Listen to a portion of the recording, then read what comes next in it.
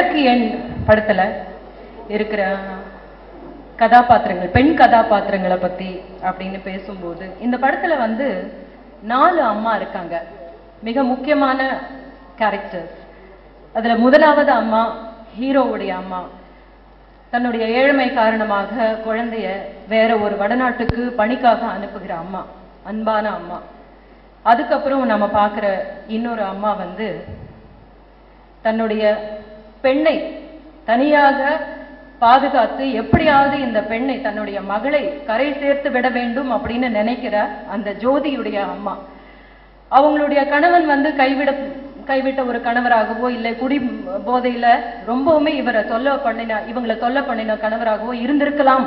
தனித்து வாழற பெண்கள் எல்லாமே, அந்த நிலையில இருக்கிற பெண்கள் எல்லாமே வந்து தேவைக்கு அதிகமா கோபப்படுவாங்க. அதுதான் அவங்களுக்கு தெரிஞ்ச தற்காப்பு கலை.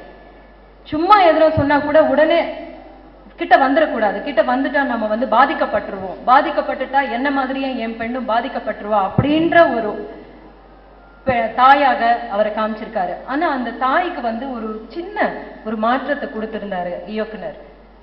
ஹீரோ வந்து தன்னுடைய கனவுல ஜோதிய கல்யாணம் பண்ணிக்கிற மாதிரியும், அப்போ தன்னுடைய மாமியார் தன் கூடயே இருக்காங்க அப்படின்ற ஒரு அழகான விஷயத்தையும் சொல்லி அவங்கள மாதிரியே நடிச்சு காமிக்கும் போது அந்த அம்மா ஒரு வெட்கம் கலந்த சிரிப்பு சிரிப்பாங்க. எவ்வளவு ஒரு பியூட்டிஃபுல் கவிதை மாதிரியான ஒரு விஷயம் அது. மேல்தட்டு வர்க்கத்து பையனுடைய அம்மா, அவளும் தனித்து வாழற பெண் தான்.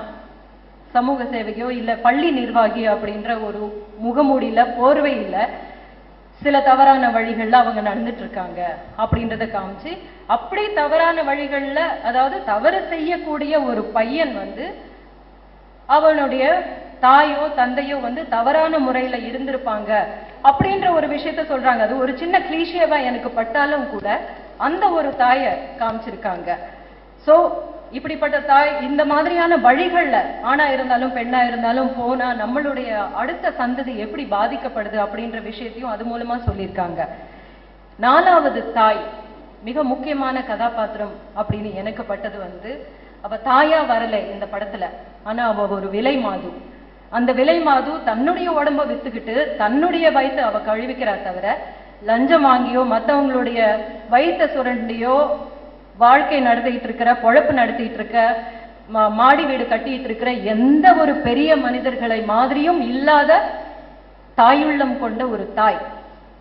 ஒரு எப்படின்னா, உயிருக்கு போராடிட்டு இருக்கிற, பசியில உயிருக்கு போராடிட்டு இருக்கிற ஒரு பையனை வந்து பக்கத்துல இருக்கிறவங்க எல்லாம் ஒரு பிடி சோறு போட்டா நாய் மாதிரி எப்படி பின்னாடி வந்துருவானோ அப்படின்ற பயத்துல விலகும் போது